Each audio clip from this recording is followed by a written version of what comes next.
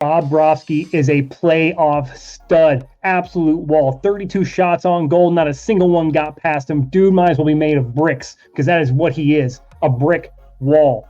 And do the Edmonton Oilers really have anything left to show the Panthers, or is this going to be a straight sweep? We'll get into all that next here on The Crease.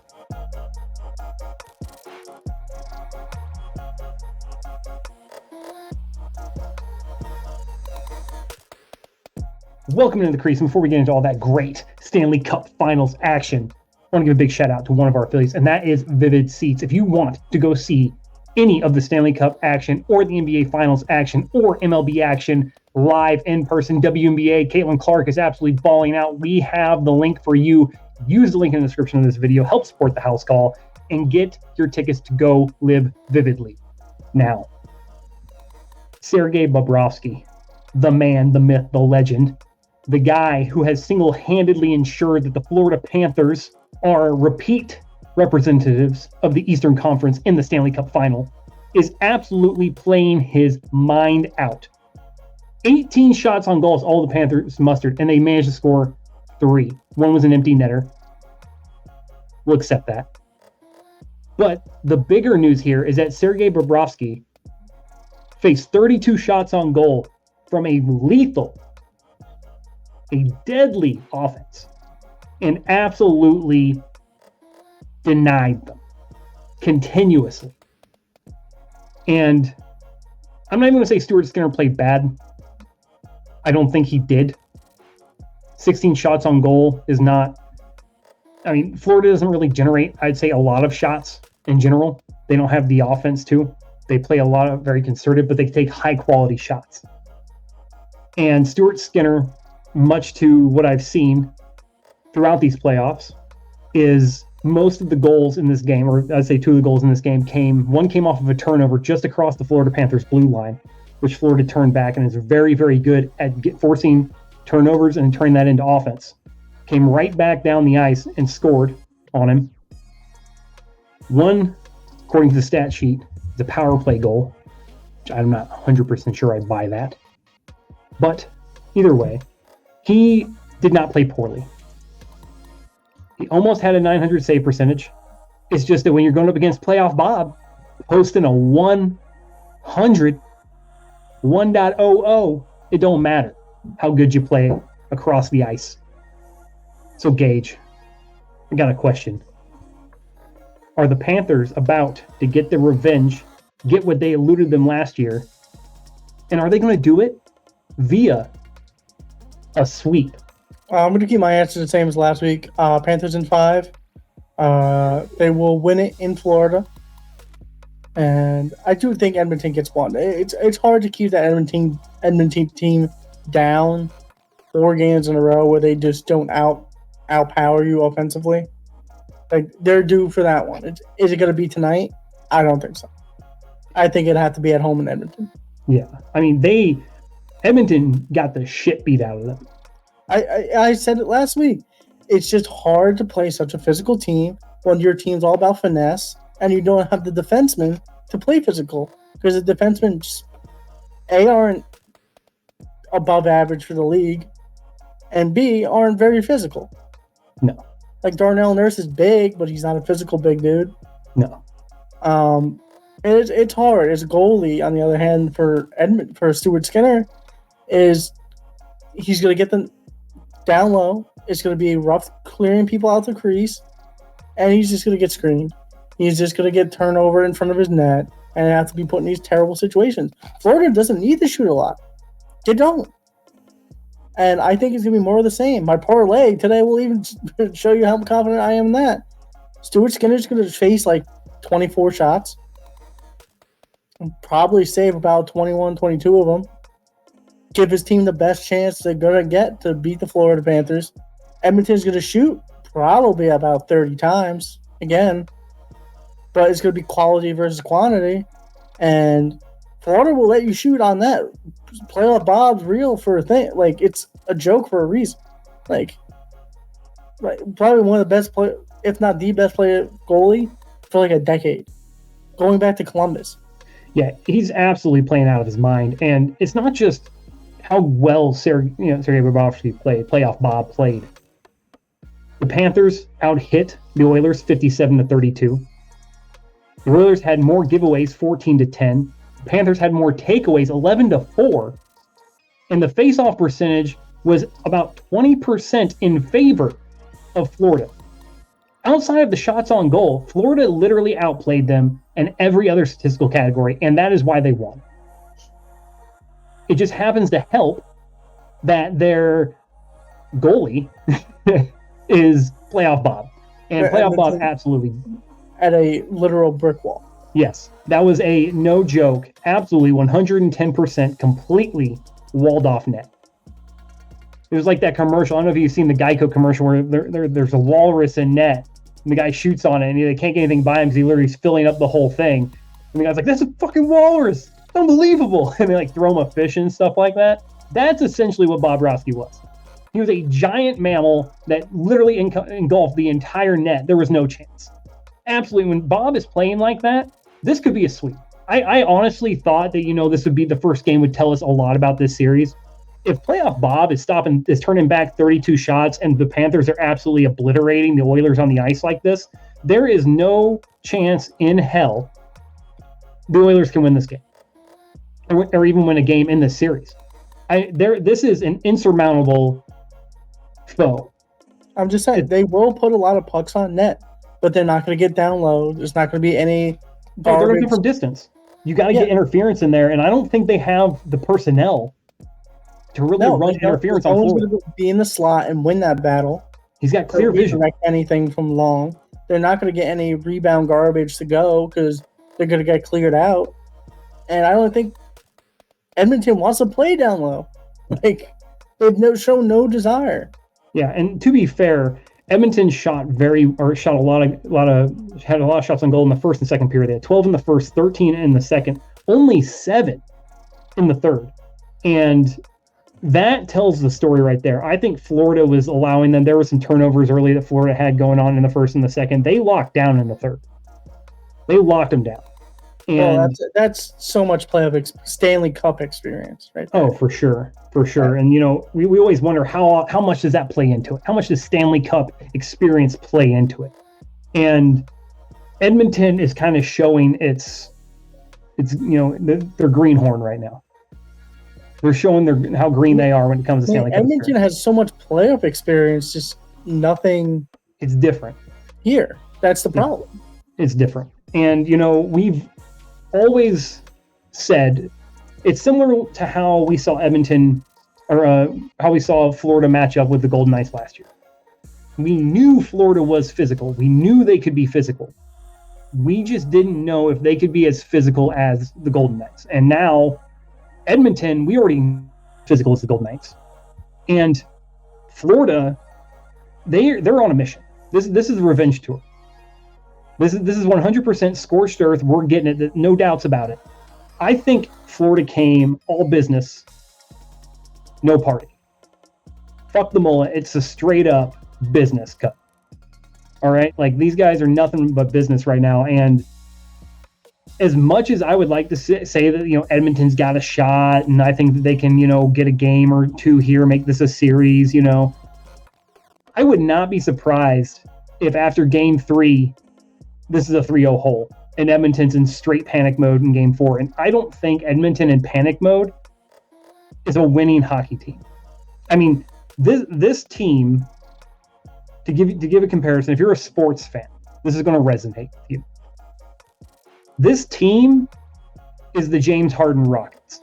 They are all 110% going to score points, going to get after everything like that. But when it comes down to it, when they face a team that is playoff built, playoff ready, they fall apart.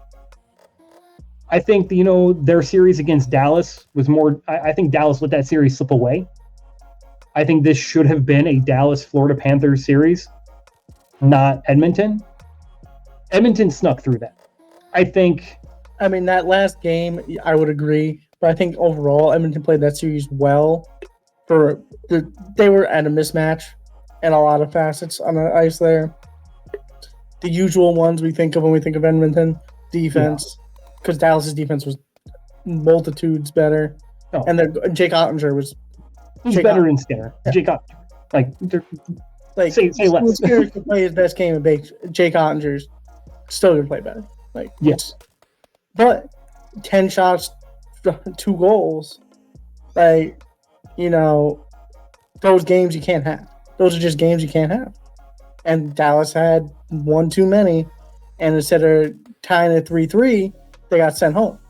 And that's what it is. And the thing is, too, we talked about Edmonton early on. I do have to say, though, I think Florida had a way tougher road to the Cup.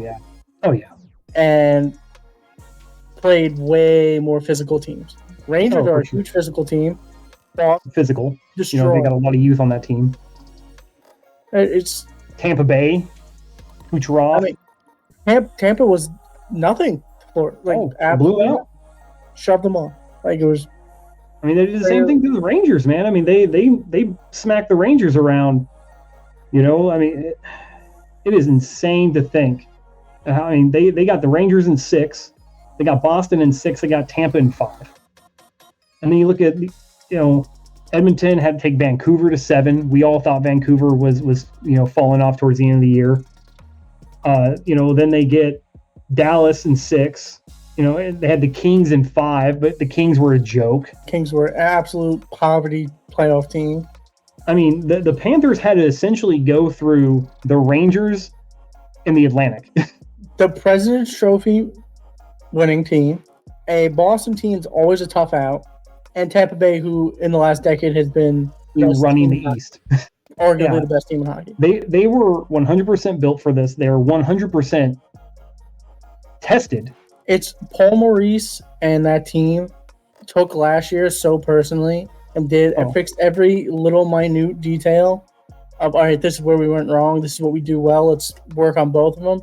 And then took off running. You didn't need to be the best team in the regular season. You don't need to be. Come playoff time, they're easily the best team. Absolutely.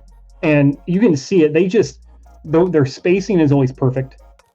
Their blue line is, they have 2 walls out there, man. I know the steel curtain's a reference to the Steelers, but that's a steel fucking curtain, and they got 2 of them. Because even if your blue line falters, which Florida's rarely does, you're not overly concerned because you got playoff Bob back there playing out of his mind, which there was a time where we were talking about playoff Bob. We're like, you get playoff Bob every now and then, but you're not going to get playoff Bob that consistently. The last 2 years, you have gotten vintage. He didn't start the playoffs last year and turned into a wall. Absolutely insane. This is a full resurgence of Sergei Bobrovsky. Absolutely. This is what he could have been in Columbus if they were perennial. And this is. I'm not even going to lie to you. I was saying, if Stuart Skinner manages to pull this off for the Oilers, which was a pipe dream in general, I was going to buy a Stuart Skinner jersey. As much as it might pain me as a Bruins fan, I might just get myself a Stanley Cup Bobrovsky jersey. I already got my Bob jersey in the mail. Dude, I might be right there with you because this man single-handedly might be the key piece of this series. Because I don't know if you plug any other goalie on that Florida Panthers team if they play as well. They have absolute trust in that. And he has absolute trust in this. This is a well-oiled. It allows the defenseman to play loose and calm and not over worry and just focus on what they have to do.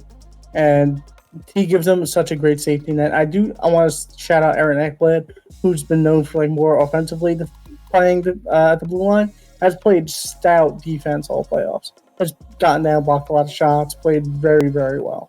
Bought into that mentality. That's Florida's mentality. And they have the personnel for it. Oh, up and down. Every line, defensively and offensively. 100%. They play the same way. There's no dip in attitude through the lines. Ferocious. It is ferocious. And that's crazy that the top line is just as gritty as the fourth, which you don't see in the NHL. You just don't. Like I said, it's a locker room mentality. You see this, like I said, you don't see this in sports that have as many personnel cycling as fast as they do in hockey. The average ice time's what? Barely a minute in general, maybe 2 max. I mean, you're talking the lines cycle on average very, very fast. You have very little consecutive ice time. And to have that mentality, that focus, that grit, right? That drive across multiple lines is almost unheard of. That is a full buy-in locker room. And like you said, having full trust in your goalie, right? To mind the crease allows you to play so much more freely. It is so much more reassuring to the blue line, to your everyone else on the ice, the other 5 guys, that you can trust that guy in the net to do his job without you worrying about if I turn this puck over, we're screwed, right? Like you can't play rigid and you can't play fearful. Sergei Bobrovsky allows these guys to play fully focused on their task. They don't have to worry about what happens if they fuck up, because they know 9 times out of 10 Bobrovsky's going to stop that puck. And if he doesn't, they're like, hey man, it's on me. They get it. And that's what you don't see. Like you said, across a lot of these teams, you always have that one weakness, that one line that just doesn't quite perform up to par.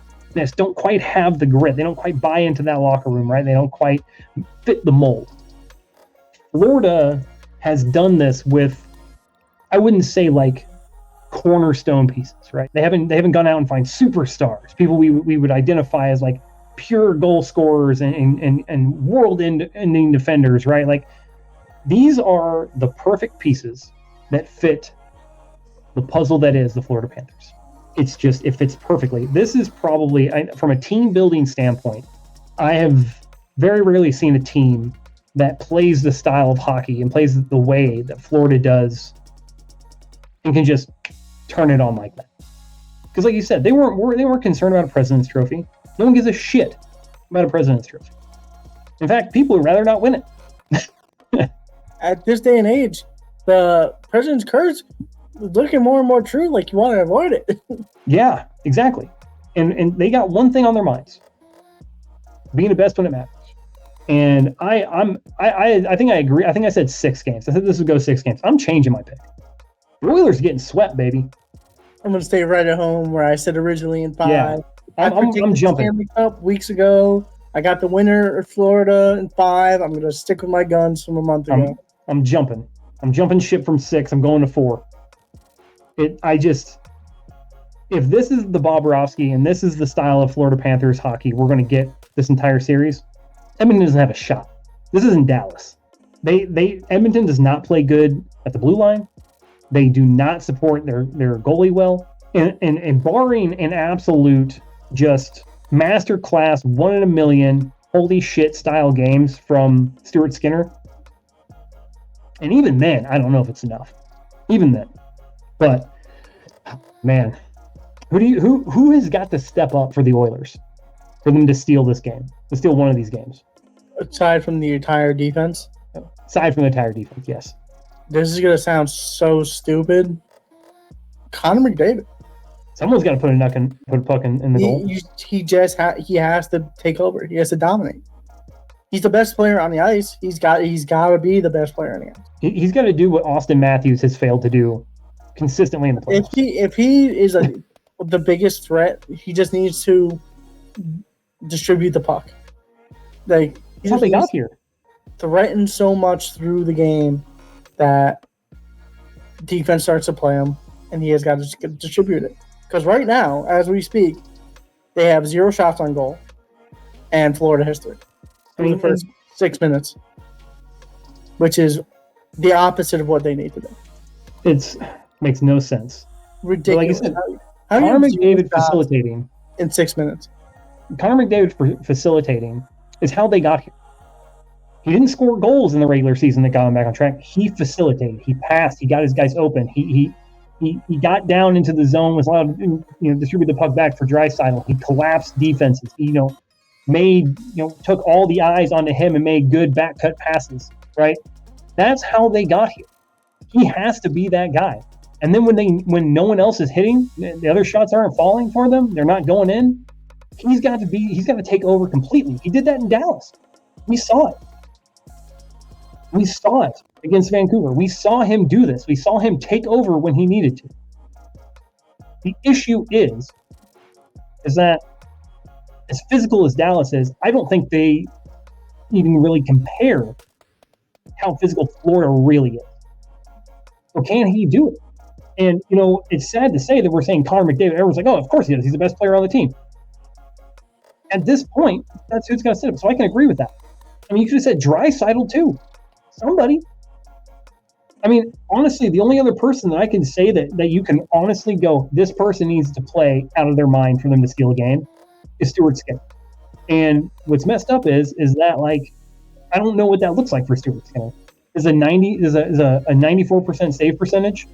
Yeah, but then you get into that. Is it good? Is it still good enough?